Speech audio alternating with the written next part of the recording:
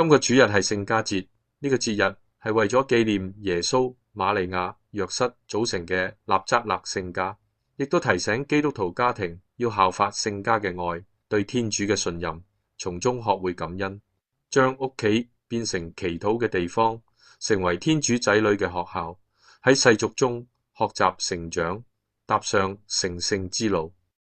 同時希望大家以聖家做榜樣，抵抗現代家庭同社會嘅挑戰，終極目標就係每一個家庭都可以成為以信仰為本嘅天主家庭。好，就喺呢度，我哋一齊祈求上主賜俾我哋嘅屋企平安同喜樂。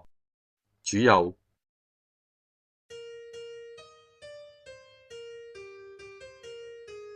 那時，賢士們離去後，上主的天使在若瑟的夢中顯現，說：起來，帶着孩子和他的母親逃到埃及去，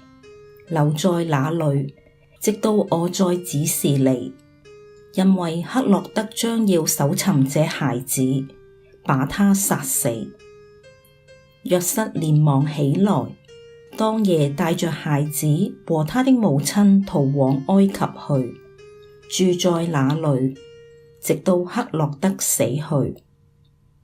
這就應驗了上主借先知所說的話：我把我的兒子從埃及叫出來。黑落德死了，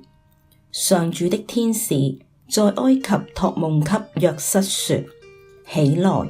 帶着孩子和他的母親回到以色列地去，因為那些想殺害這孩子的人都死了。於是若瑟起來，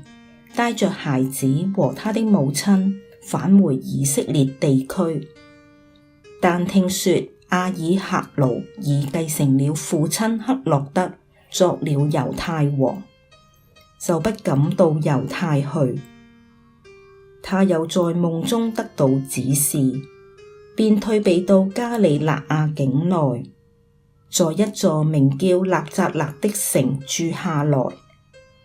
這樣便應驗了先知所說的話，